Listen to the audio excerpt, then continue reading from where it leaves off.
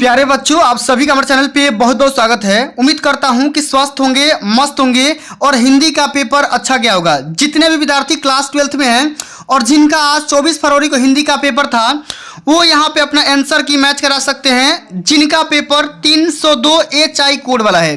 प्यारे बच्चों, इस वीडियो के माध्यम से मैं आप सभी को इस पूरे पेपर को आंसर के साथ में, पूरा यहाँ पे फुल एनालिसिस के साथ में, सारा यहाँ पे 100% करेक्ट आंसर बताऊंगा। और यहाँ पे जो भी विद्यार्थी क्लास 12th में हैं और जो अपना पेपर दे करके आए हैं, वहां पे अपने यहाँ पे आंसर की मिला सकते हैं। और आंसर की मिलाने के बाद आप लोग कमेंट बॉक्स में कमेंट करके बता देना कि आप लोगों ने कितना नंबर स्कोर किया है। आप लोग इस बात को कमेंट में जरूर बताना।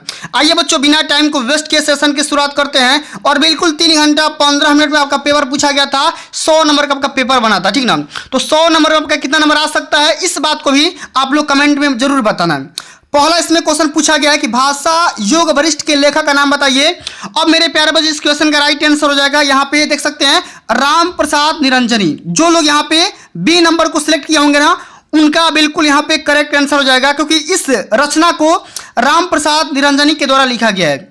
आगे बात करेंगे, सारे क्वेश्चन को सटीक बताएंगे, एकदम डिटेल में बताएंगे, परेशान मत होना। अगला क्वेश्चन बोला गया है कि छड़ बोले कड़ मुस्काए रचना किस विधा की रचना है। प्यारे बच्चों, ये थोड़ा सा क्वेश्चन जो है ना डाउटफुल लग रहा है मेरे को, थोड़ा सा डाउट में लग रहा है, ठीक ना। इसका करेक्ट आंसर होगा रिपोर्टाज, ठीक। इसका राइट आंसर क्या होगा, रिपोर्टाज होगा। लेकिन एग्जामिनर ने थोड़ा सा यहाँ पे भरमा दिया है, थोड़ा सा आपको परेशान किया है। परेशान होने की कोई बात नहीं है। आप लोग इसका कोई भी आंसर लगाओगे, हमको लग रहा है कि एग्जामिनर ने सही मान लेगा, क्योंकि ये हमको क्वेश्चन में डाउट लग रहा है। कमेंट करके बता भी देना कि इसका राइट आंसर क्या होगा। अगला क्वेश्चन बोला गया है कि चंद्रधर शर्मा गुलेरी। अब चंद्रधर शर्मा गुलेरी द्वारा लिखित कहानी है। अब उस कहानी का नाम क्या है, तो इस कहानी का नाम है सुखमय जीवन। तीसरा क्वेश्चन के यहाँ पे राइट आंसर हो जाएगा सुखमय जीवन। अगला क्वेश्चन मैच कराओ, यहाँ पे शुक्ल युगीन लेखक का नाम आपको बताना है, जो कि पेपर में आया था, ठीक है। ख के यहाँ पे शुक्ल युगीन लेखक का नाम हो जाएगा प्यारे बच्चों, यहाँ पर बालकृष्ण भट्ट। क्या हो जाएगा, बालकृष्ण भट्ट हो जाएगा, जो कि चौथा ऑप्शन बिल्कुल यहाँ पे करेक्ट है। आगे देख लेते हैं कि शुक्लोत्तर युगीन रचना है, जो कि इंपॉर्टेंट क्वेश्चन है, कई बार यहाँ पे बताया जा चुका है। और यहाँ पे 5वां क्वेश्चन का राइट आंसर यहाँ पे हो जाएगा मेरे प्यारे बच्चों कंकाल, ठीक ना। क्या हो जाएगा, कंकाल हो जाएगा, जो कि यहाँ पे सेकेंड ऑप्शन बिल्कुल यहाँ पे करेक्ट आंसर हो जाएगा।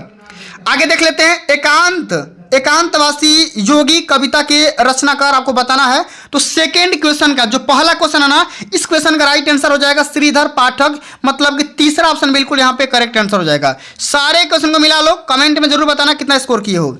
अगला क्वेश्चन है, द्विवेदी युग के कवि कौन है। अब यहाँ पे सेकेंड क्वेश्चन बोला है कि आप देखो, द्विवेदी युग के कवि कौन है, तो नरेश मेहता, यहाँ पे यानी कि डी ऑप्शन बिल्कुल यहाँ पे करेक्ट आंसर हो जाएगा। आगे बात करते हैं, बादल को घिरते देखा है नागार्जुन की कविता का युग कौन सा है, ये आपको बताना है।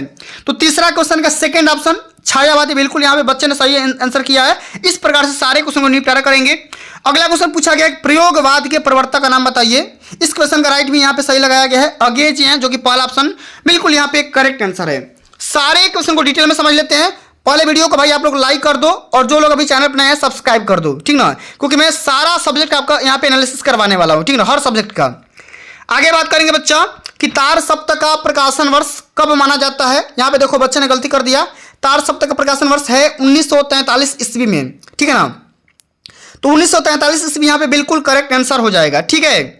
चलिए इसी प्रकार से आगे देख लेते हैं। अगला क्वेश्चन यहाँ पे देखो, जो यहाँ पे तीसरा क्वेश्चन पूछा जाता है, दिए गए गद्यांश पर आधारित प्रश्नों की आंसरिंग करना होता है, जो कि 10 नंबर का पूछा जाता है गद्यांश, और 10 नंबर का आपका पद्यांश पूछा जाता है। बिल्कुल यहाँ पे देख सकते हैं, आपके सिलेबस से क्वेश्चन पूछा गया है, रविंद्रनाथ ने इस भारतवर्ष को महान समुद्र कहा है, विचित्र देश यह, असुर आए, आर्य आए, शक आए, हुड़ आए, नाग आए, यक्ष आए। इस प्रकार से आपको बढ़िया से कर दिया होंगे। और इसमें बहुत सारा आसान क्वेश्चन पूछा गया है, संदर्भ बताना था, इसमें केवल पाठ का नाम लिखना था, ठीक ना, और यहाँ पे लेखक का नाम लिखना था, ठीक है ना। पाठ का नाम, लेखक का नाम आसानी से कर दिए होंगे। और रेखांकित अंश की व्याख्या करना था, रविंद्रनाथ ने किसे महान या महामानव समुद्र कहा है, इसके बारे में बताना था, बिल्कुल यहाँ पे पैसेज में लिखा गया है। और भारतवर्ष के निर्माण में किन किन जातियों का सहयोग मिला है ये आपको बताना है। और अंत में एक और भी क्वेश्चन पूछा गया था कि उपयुक्त गद्यांश का उद्देश्य यह स्पष्ट करना है, ठीक है ना। इसी प्रकार से अथवा करके एक और भी क्वेश्चन पूछा गया था कि हमारी युवा शक्ति से संपर्क कायम करने के लिए मेरे फैलने का अधिकार आधार भी यही है, ठीक है ना। इस प्रकार से इसमें भी आपको संदर्भ प्रसंग व्याख्या करना था और 3 क्वेश्चन यहाँ पे आंसर करना था। एक क्वेश्चन पूछा गया था कि अभिव्यक्ति और प्रसार में क्या अंतर होता है, क्या अर्थ होता है, इसका केवल मीनिंग पूछ लिया था। इसी प्रकार से देख लेते हैं अगला क्वेश्चन। सारे क्वेश्चन बताऊंगा, ग्रामर का सेक्शन नहीं बताऊंगा, ठीक है ना, परेशान मत होना। इसी प्रकार से पद्यांश वाले यहाँ पे क्वेश्चन पूछा गया है, ठीक है ना। पद्यांश में भी अथवा करके यहाँ पे 2 क्वेश्चन पूछा जाता है, सभी को पता होगा। संदर्भ यहाँ पे पूछा गया था और राधा पवन तुतिका से किसकी धूल लाने की कहती है ये आपको बताना है। रेखा के अंश की व्याख्या करना है और राधा पवन तुतिका को क्या क्या प्रार्थना करती है, उपयुक्त गद्यांश का भाव स्पष्ट करना था। सारे क्वेश्चन इजी है, आराम से छाप दिए होगे, ठीक ना। इसी प्रकार से अगला क्वेश्चन पूछा गया था। अब आगे देखते हैं ये वाला जीवन परिचय जो पूछा जाता है एग्जाम में, हर साल 10 नंबर का पूछा जाता है। 5 नंबर में कवि का जीवन परिचय और 5 नंबर में यहाँ पे लेखक का जीवन परिचय, जो कि हजारी प्रसाद द्विवेदी का, प्रोफेसर जी सुंदर रेड्डी का और डॉक्टर एपीजे अब्दुल कलाम का। सभी का इंपॉर्टेंट है और यहाँ पे आसान है। कवि में देखेंगे तो अयोध्या सिंह उपाध्याय हरिऔध, रामधारी सिंह दिनकर, महादेवी वर्मा और सुमित्रा नंदन पंत, ठीक है ना। इसी प्रकार से पंचलाइट कहानी का कथा सार अपने शब्दों में लिखना होता है 80 शब्द में, अथवा करके बहादुर कहानी के उद्देश्य से आपको प्रकाश डालना होगा, यह भी 80 शब्दों में। बिल्कुल यहाँ पे सरल क्वेश्चन यहाँ पे पूछा गया है, ठीक ना। ये क्वेश्चन ब्लर हो गया है, इसके बारे में बात नहीं करेंगे। यहाँ पे पूछा गया था संस्कृत में गद्यांश पद्यांश जो भी पूछा जाता है, श्लोक पूछा जाता है, इसके बारे में सॉल्व करना था, जो कि 7-7 नंबर के बोर्ड एग्जाम में पूछे जाते हैं, ठीक है ना। आगे देखेंगे ये वाला क्वेश्चन जो कि बताने लायक है भाई, मुहावरा एवं लोकोक्तियां। ये बोर्ड एग्जाम के पेपर में हमेशा 2 नंबर का पूछा जाता है। अंत भला तो सब भला। अब इस क्वेश्चन का राइट आंसर क्या होगा कि अगर अंत ठीक रहा तो सब कुछ ठीक है, इस प्रकार से इसका अर्थ लिख देंगे और यहाँ पे वाक्य में प्रयोग भी आपको करना होगा। घी का लड्डू टेढ़ा होना, इसका अर्थ क्या होगा, सबसे पहले उपयोगी वस्तु का हर दिशा में ठीक होना, ठीक है ना। इस प्रकार से इसका भी अर्थ लिख देंगे। आग बबूला होना मतलब कि क्रोधित होना, नाराज हो जाना, एकदम ठीक ना, गुस्सा आ जाना।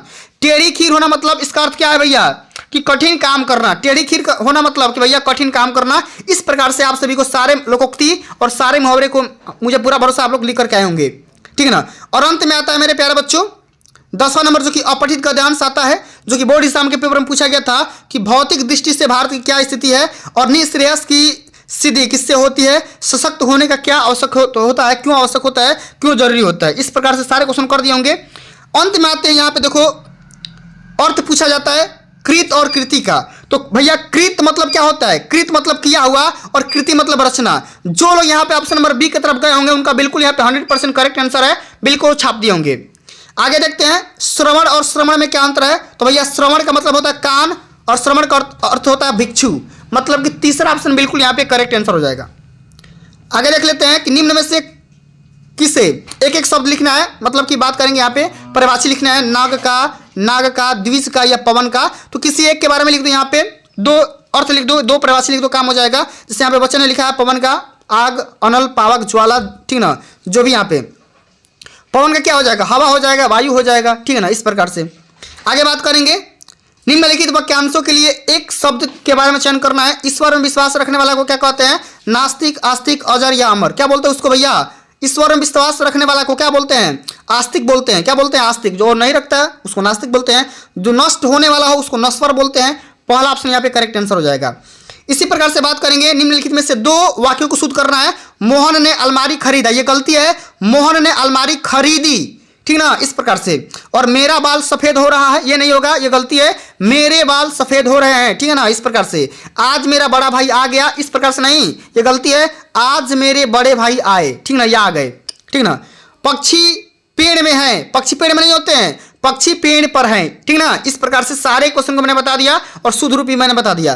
अंत में अब बात करेंगे, यहाँ पे देखो श्रृंगार अथवा वीर रस के यहाँ पे लक्षण देते हुए एग्जाम्पल के साथ लिखना था। रूपक अथवा अनुप्रास अलंकार को समझाना था। चौपाई अथवा दोहा के बारे में यहाँ पे लिखना होता है, जो कि 2-2 नंबर के पूछे जाते हैं। इसी प्रकार से अंत में पूछा जाता है यहाँ पे आवेदन पत्र लिखने के लिए, और यहाँ पे बैंक के बारे में आपको आवेदन पत्र लिखने के लिए, तो ये भी आप आसानी से कर दिए होंगे, ठीक ना। और यहाँ पे अंत में पूछा जाता है आतंकवाद के समस्या पे समाधान, ठीक ना, निबंध लिखने के लिए आता है, जो कि बोर्ड एग्जाम में 9 नंबर का पूछा जाता है। अंतरिक्ष में भारत के बढ़ते कदम, बढ़ती जनसंख्या और रोजगार की समस्या, विद्यार्थी जीवन में अनुशासन का महत्व, और यहाँ पे अंत में पूछा गया है कि पर्यावरण संरक्षण की आवश्यकता। इस प्रकार से मैंने सारा पेपर समझा दिया, ठीक ना। आप लोग कमेंट करके जरूर बताना कि कितना में से कितना सही किए हो, कितना स्कोर आ सकता है आप लोग कमेंट करके जरूर से जरूर बताइएगा, ठीक है ना। प्यारे बच्चों, आज के लिए बस इतना ही, मिलते हैं अगली वीडियो में, तब तक के लिए जय हिंद, जय भारत, वंदे मातरम।